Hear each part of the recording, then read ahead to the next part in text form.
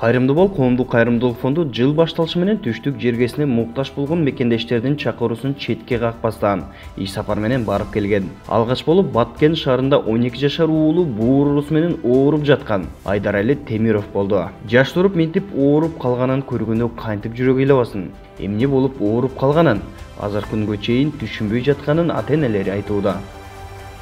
Балабыз биринчи жолу ооруганы жай мезгилиде болду.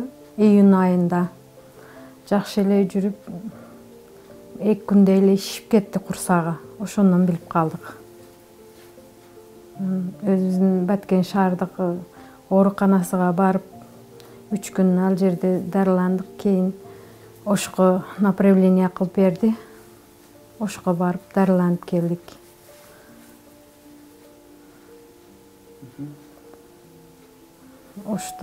Оштон жакшы болуп келгенден кийин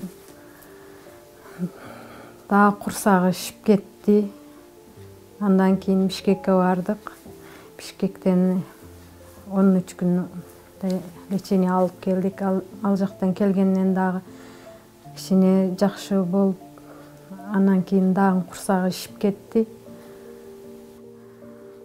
Бүт дүйнө караңгы болуп, эми кандай болот экен? Жакшы болуп кетет экен.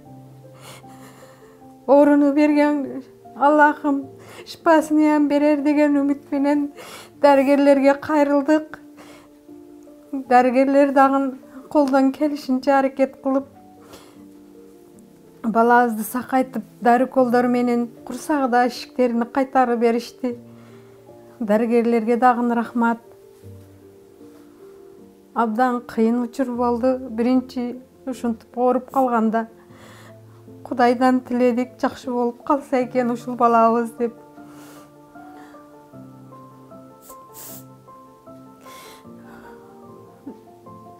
Акыркы лечениябызда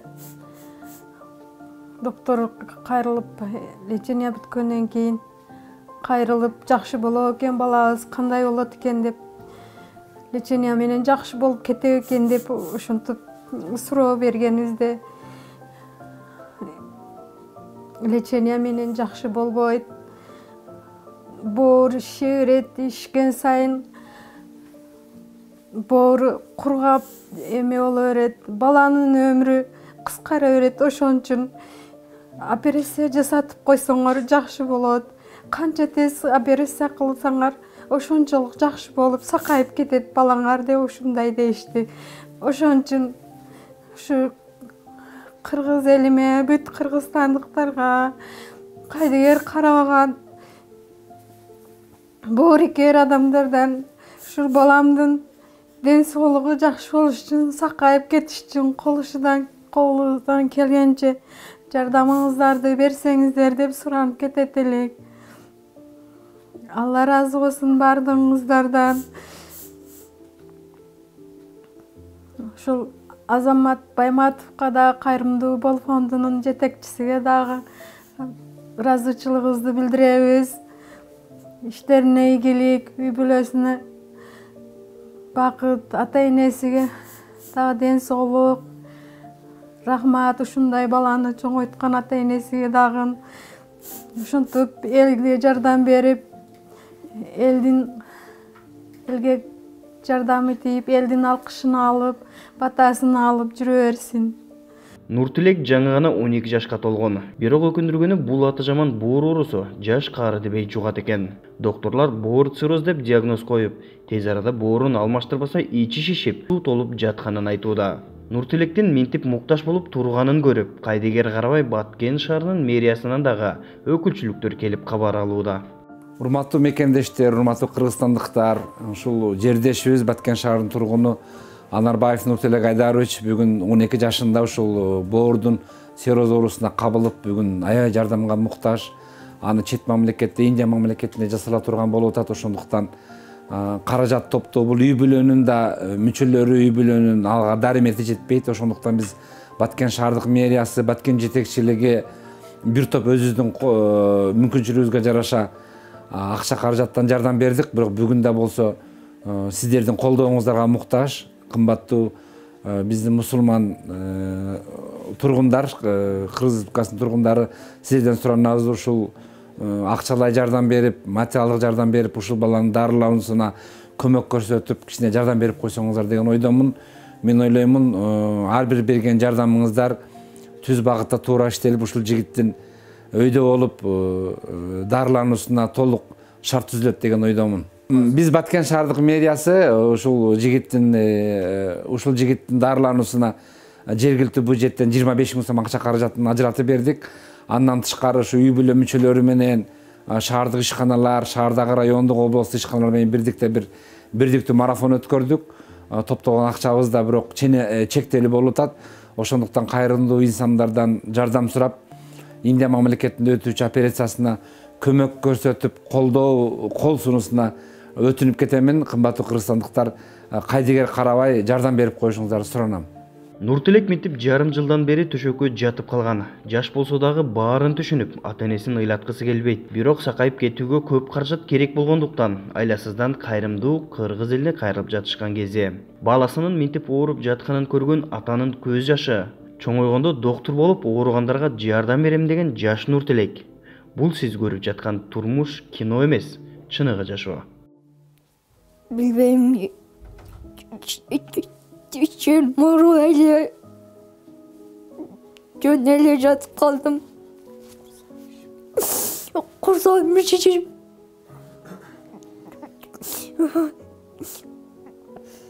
vraç bol organ adamlarga yardım berip sakaytqım kelet.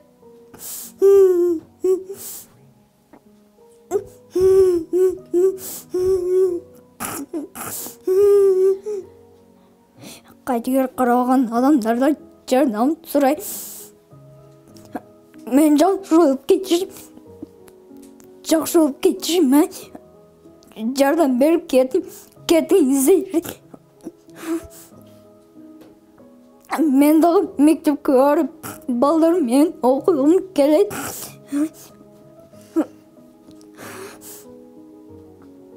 Ата-энеме үйүттерин кылычып жардам бергим келет.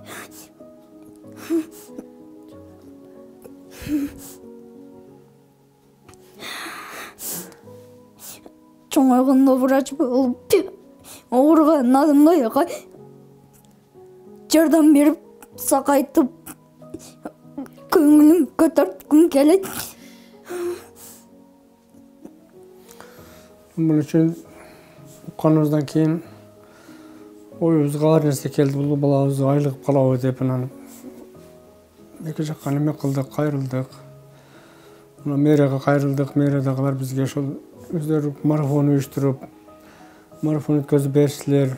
Өзүбүздүн базар башы кварталыбыздагы айлык өкмөтү дагы марафон өткөзүп уюштуруп бериштилер. Элдерге ыраазычылык айтабыз ушул марафонго кол кабышкандарга. Азырча эми ошол эки жакка кайрылганыбыз ушул болду. Анан ушул Азамат Байматовго кайрылдык. Ушул биз ушунда муктаж болуп турабыз. Ушул уулубузду тез арада Индияга операцияга барышыбыз керек экен. Ошо каражат керек деп ушул Азамат Байматовго кайрылдык эле. Ошол ушинтип өзүнүн адамдарын жөнөтүп, бизден ушинтип жардамдарыбызды, суранычтарыбызды аткарышып атат. Рахмат.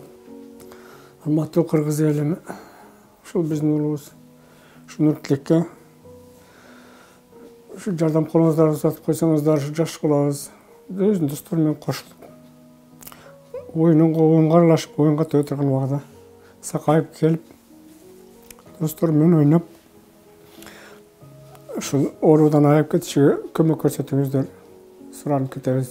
Мындай жүрөк ыйлатаарлык тагдырды көргөн ар бир жаран кайдыгер карабайт деп ишенебиз. Ошондой эле кайрымдуулук кылууда кандай сооп табарыбызды, кайрымдуулуктун пайдасын Баткен шаарындагы мечиттердин биринин имамы Жаныбек Таксыр айтып берди. Биздин шариятта мусулмандын бир тууганы дейт. Кандай болсун, алсыз мусулманга жардам берүү бул өтө пайдалуу, ахиретке дагы, бу дүйнөдө да пайдалуу болот. Ушул шариятыбызда бул бирөөгө жардам берүүдө өтө жакшы хадистерде айткан пайгамбар саллаллаху алейхи ва саллям. Эми бул уулубуз ушул жашта 12 жашыда ушундай бир ооруга калдыгып калыптыр. Асли Аллах дартты берүүчү, шифасын берүүчү. Эми колдон келишинче биздин айылдагы бир эки жактан кылыптыр, бир 250 миңчелик акча жардам кылдылар. Ушундай неме кылып туруп. Эми ал дагы аз экен, бул баланын Индияга барып ушу дарыланышыга мындай акчадан 10 эсе эле көп окшойт акчасы немеси. Ошондуктан биз кыргыз эли, бүт кыргыз эли жарандардан жардам сурайт элек. Ушул уулубузга Аллахым кичине жардам берсек, ушул барып ошол жерде лечениясын алып, себеп жооп калсак ушул баланын келечегиге Кудай кааласа бул балага дуа кылып турабыз. Кудай кааласа жакшы болуп кетсе, эли журтуга кызмат кыла турган жигиттерден болот деген жакшы үмүттөбүз биз. Жаңы гана 12 жашка толгон мекендешибиздин мындай тагдырга туш болгонуна кантип жүрөк ыйлабай койбойт. Бул жалган жашоонун таттуулугун жаңы гана татып келе жаткан Нур Тилек мекендешибизге сиздин, биздин ар бирибиздин жардамыбыз керек. Кайдыгер карабай, колубуздан келген колдообузду көрсөтүүгө чакырабыз.